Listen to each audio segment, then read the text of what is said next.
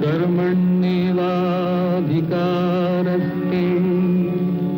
मा फलेषु कदाचन। सत्कर्म का फल सात्विक और निर्मल होता है। राजसी कर्म का फल दुख होता है और तामसी कर्म का फल अज्ञान होता है। अर्थात हम साधारण व्यवहार में जिसे सुख और दुख मानते हैं, उस सुख दुख का उल्लेख यहाँ नहीं समझना चाहिए।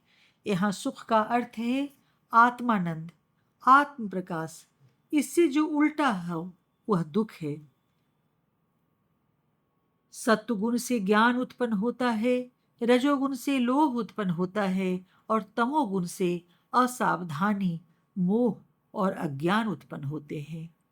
सात्विक मनुष्य ऊंचे चढ़ते हैं, राजसी मनुष्य मध्य में रहते हैं और अंतिम गुण वाले तामसी लोग अधोगति को प्राप्त करते हैं।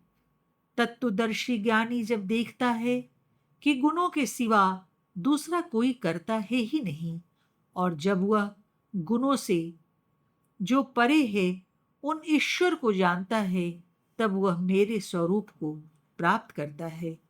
अर्थात गुणों को ही कर्ता के रूप में देखने समझने वाले के मन में अहम भाव पैदा कभी होता ही नहीं। इसलिए उसके सारे कार्य स्वाभाविक होते हैं और शरीर यात्रा चलाने के लिए ही होते हैं, और उसकी शरीर यात्रा परमार्थ करने के लिए ही होती है। इस कारण से उसके प्रत्येक कार्य में सदा त्याग और वैराग्य की ही भावना रहती है। ऐसा ज्ञानी आसानी से गुणों से परे रहने वाले निर्गुण ईश्वर की कल्पना करता है, उसे पहचानता है और उसे ही भजता है। देह के संग से उत्पन्न होने वाले इन तीनों गुणों को पार करके देहधारी मनुष्य जन्म मृत्यु और बुढ़ापे के दुख से छूटता है और मोक्ष को प्राप्त करता है।